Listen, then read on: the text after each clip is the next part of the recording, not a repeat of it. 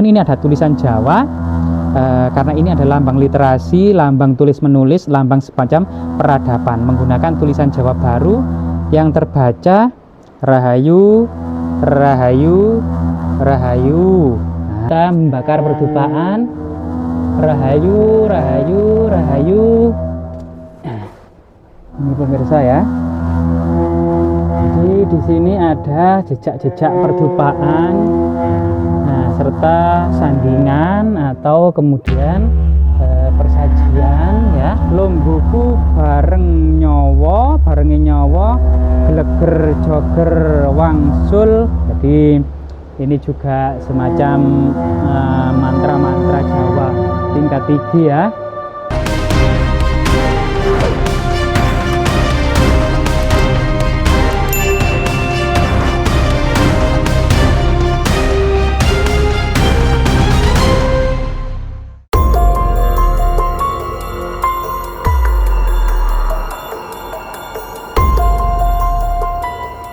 Pemirsa, kali ini kita berada di semacam diduga gua pertapaan di lereng Gunung Welirang Arjuna, perbatasan dengan Gunung Penanggungan ya.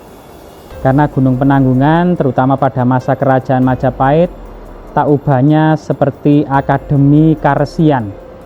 Karena di dalam kitab Negara Kertagama, Empu Prapanca telah menuliskan dalam kitabnya tersebut bahwasanya Gunung Penanggungan itu merupakan gunung pawitra, di mana Empu Prapanca menulis bahwasanya ada 7 buah karesian yang ada di Pulau Jawa ini, karesian terbesar ya. Karesian ini memang dibedakan dari penganut agama Buddha Mahayana maupun penganut agama Siwa Siddhanta. Resi artinya orang yang bijak bestari. Karesian ya, ini dibedakan. Dan karesian yang ada di Gunung Penanggungan atau Pawitra ini masuk dalam catatan Empu Prapanca. Empu Prapanca menulis ada 7 karesian terbesar era kerajaan Majapahit, yaitu Sumput, Rumpit, Pilan, Butun, Jagadita, Pawitra, dan Pucangan. Sehingga Pawitra dan Pucangan ini diduga ada di Gunung Penanggungan. Sebelum kita melanjutkan video kita memasang perdupaan. Yang pertama, di bawah pohon beringin raksasa ini sebagai tanda kelestarian alam. Karena pohon ini menghasilkan oksigen yang bermanfaat bagi kehidupan kita. Dan kita hormati pohon beringin ini agar senantiasa lestari, agar senantiasa terus mengeluarkan oksigen yang berguna bagi kehidupan manusia.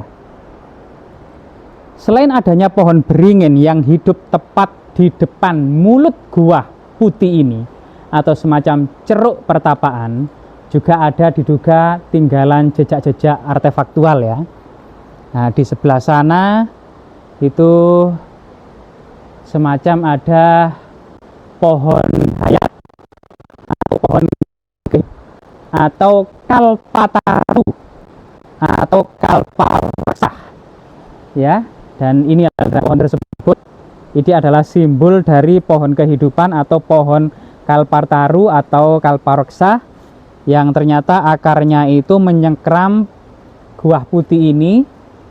Dan dengan nutrisi yang sangat terbatas, air yang sangat terbatas, pohon ini terus berusaha untuk hidup dan menggapai sinar matahari yang ada di atasnya, serta kehidupan bagi serangga. Seperti ada kupu-kupu warna coklat berbatik kehitaman ya, seperti batik yang dikenakan oleh bangsawan-bangsawan Jawa pada masa peradaban kuno ya. Nah ini, semua dinding gua ini hampir putih karena ditumbuhi oleh alga.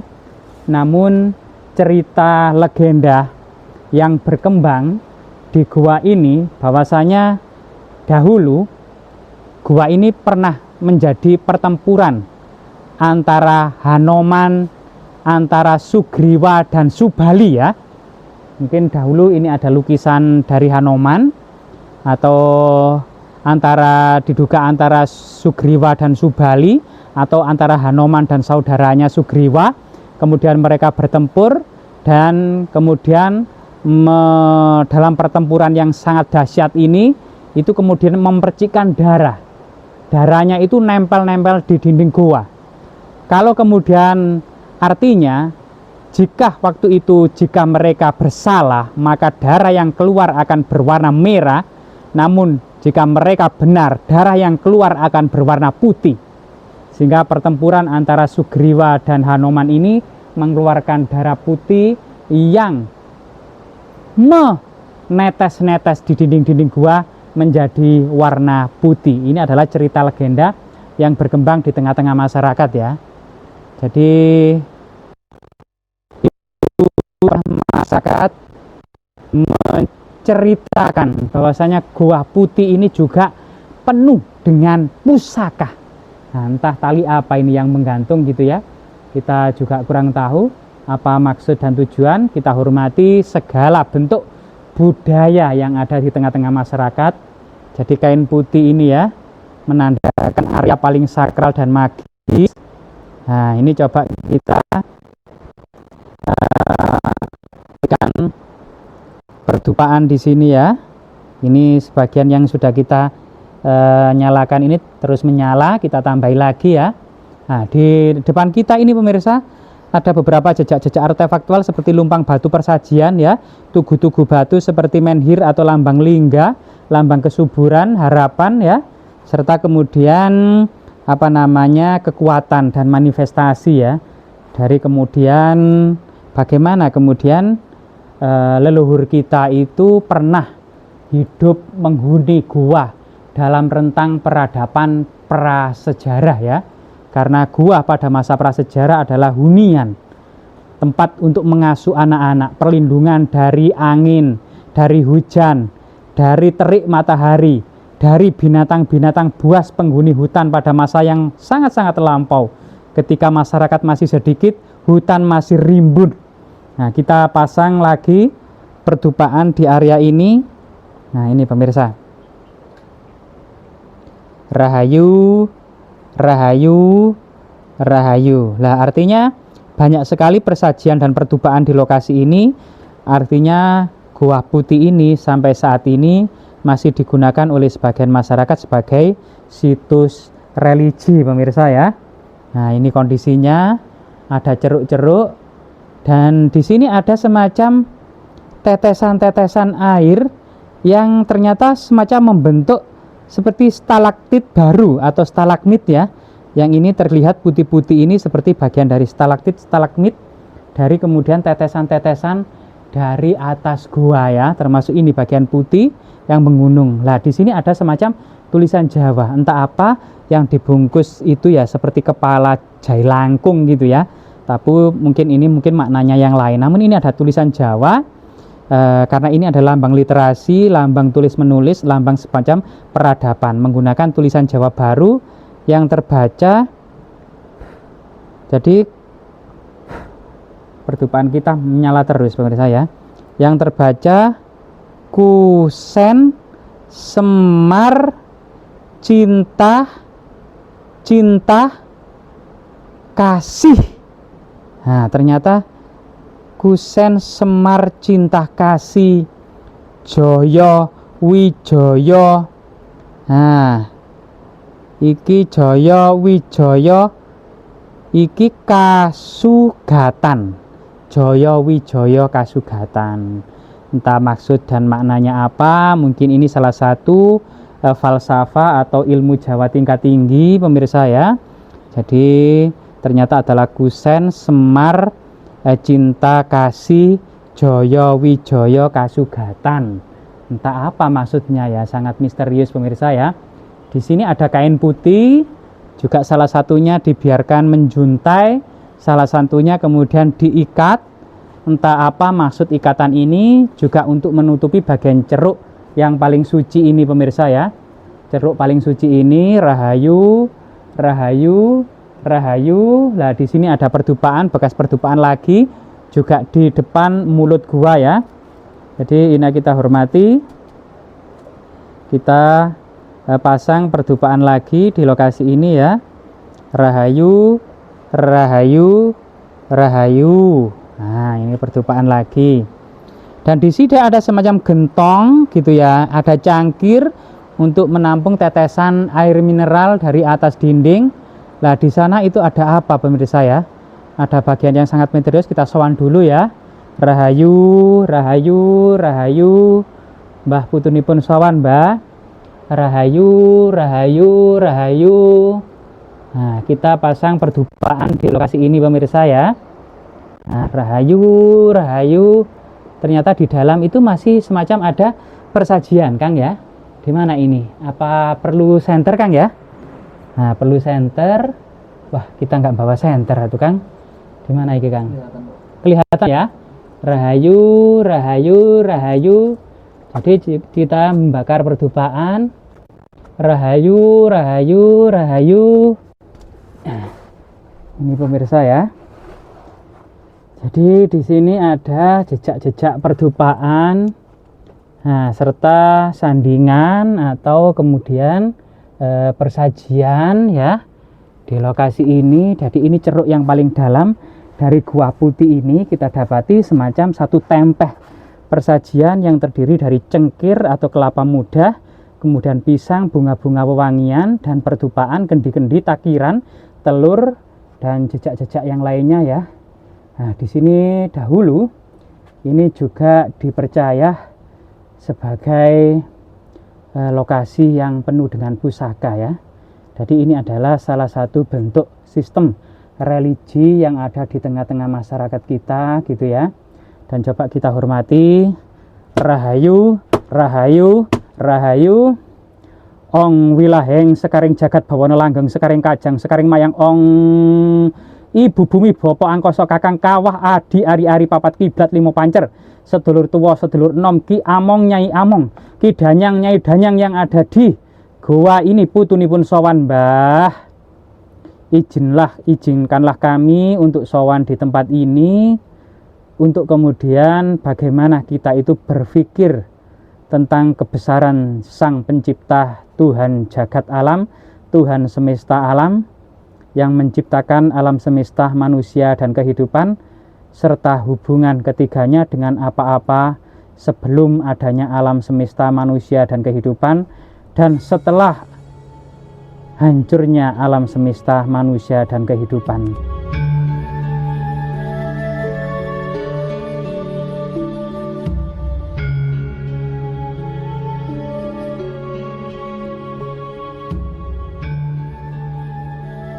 Jadi pemirsa, di lokasi inilah suasananya paling magis dan paling sakral yang ada di lokasi ini.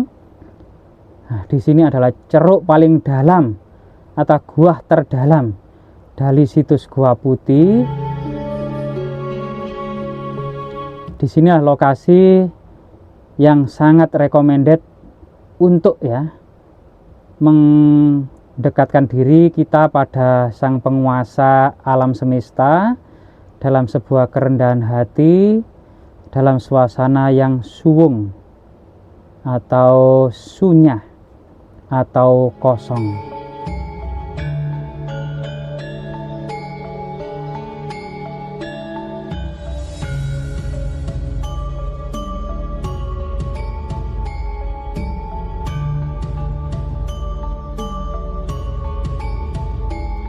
Jadi luar biasa pemirsa ya, di pedalaman hutan di lereng gunung ini masih kita temui semacam gua, tempat yang begitu magis dan tempat yang begitu sangat-sangat sakral gitu ya, yang ternyata pada hari-hari tertentu, hari-hari baik atau malam-malam tertentu, di lokasi gua ini masih digunakan oleh sebagian masyarakat ya sebagai situs religi ya ini.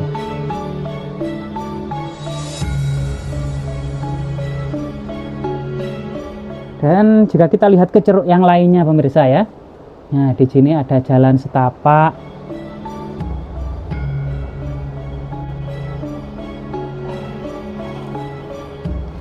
Jadi energinya begitu kuat pemirsa ya. Dan jika kita lihat ya, Gua Putih yang sangat luar biasa sekali ini pemirsa.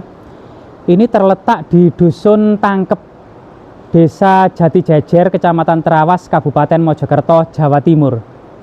Gua ini dijaga oleh sang juru kunci namanya Pak Soleh dan putranya ya bernama Arga ya, yang biasanya sering terutama hari Sabtu dan Minggu senantiasa berada di depan di pinggir sungai itu di gua ini menjaga gua ya.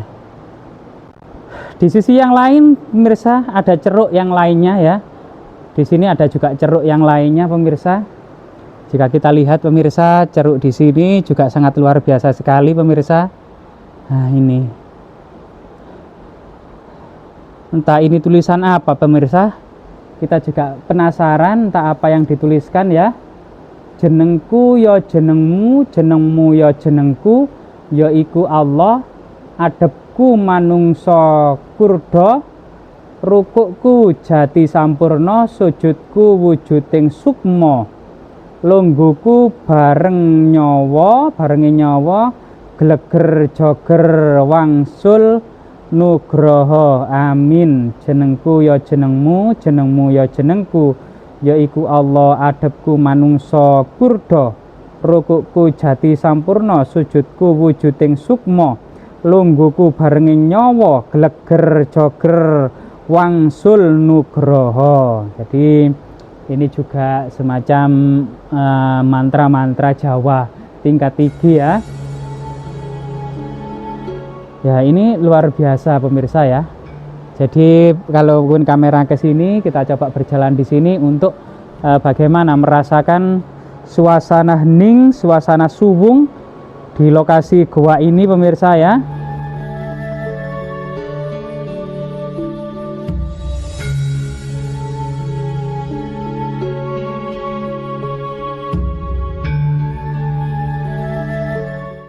Terutama pada masa kerajaan Majapahit, diduga fungsi gua ini menduduki 4 fungsi. Yang pertama sebagai pemujaan, pertapaan, persajian, dan diduga juga asrama kadewa guruan pada masa peradaban kuno. Dan terlihat jejak-jejak kelestarian, ada penambahan semen dan bangunan-bangunan permanen lainnya ya, seperti kemudian adanya jedingan atau water bag untuk menampung air mineral dari sumber mata air Gua Putih ini juga masih kita dapati, termasuk adanya tikar-tikar, ada bantal, yang artinya di sini juga pada malam-malam tertentu digunakan oleh masyarakat untuk hening, untuk sambung rasa, untuk suwung, atau untuk meditasi atau bertapa ya. Nah, suasananya luar biasa sekali. Dan kenapa orang-orang zaman dahulu ini melakukan pertapaan? Jadi pertapaan dalam rentang peradaban yang lalu mengasingkan diri dari kehidupan masyarakat adalah untuk menanggalkan rasa keinginan. Karena jika masih ada rasa keinginan dalam hati kita, maka kita akan terbelenggu dalam rantai samsara atau kesengsaraan hidup. Sehingga segala sesuatu itu harus ditanggalkan, termasuk kelekatan duniawi, keinginan-keinginan duniawi itu harus benar-benar ditanggalkan menjadi diri sendiri yang suwung menyatu dengan alam semesta. Dengan kerendahan hati, kemudian menyadari segala kesalahan, segala noda-noda dan dosa-dosa, untuk kemudian menjadi seseorang yang suwung atau seseorang yang merasakan kedamaian dengan tidak menginginkan apa-apa atau tidak menginginkan apapun yang bersifat kelekatan duniawi, harta, jabatan, kekuasaan, kenikmatan duniawi ditanggalkan. Hidup menjadi suwung. Suwung itu artinya kosong ya, kosong atau sunya, sehingga di desa-desa di gunung-gunung ada namanya desa Wonosunyo atau Wanasunya, hutan yang sunyi penuh dengan kekosongan dan kesunyian. Atau dalam Serat Sangkaling Mowana disebutkan sirno ilang kertaning bumi. Sirno 0, ilang 0, kertaning papat, bumi 1, kertaning 4, bumi 1, atau 1400 haka. Sunya dalam Pararaton disebut sunya nora yuganing uwong. Sunyah kosong, norah kosong, yuganing 4, uwong 1, 1400 saka atau 1478 dianggap titik balik dan keruntuhan kerajaan besar Hindu-Buddha terakhir di Pulau Jawa yang bernama Majapahit, dan berseminya semangat baru di pesisir utara Jawa, ekonomi baru, semangat baru, sistem baru, dan perubahan yang mengikuti suasana perubahan di dunia pada waktu itu seiring dengan semaraknya perdagangan dan perekonomian global serta pelayaran. Sehingga kemudian masyarakat Muslim berubah dari peradaban satu ke peradaban yang lainnya. Dari prasejarah menganut peradaban Hindu-Buddha, dari peradaban Hindu-Buddha menganut peradaban Islam, masuk dan berkembangnya agama Kristen Protestan di masa penjajahan, juga kemudian hingga saat ini di era modern, bagaimana bangsa kita itu dinamis, selalu menuju kepada sesuatu yang sangat ideal. Jadi proses perubahan itu adalah natural karena masyarakat Indonesia akan selalu berubah untuk menuju sebuah kondisi pencapaian yang paling ideal. Rahayu, rahayu, rahayu.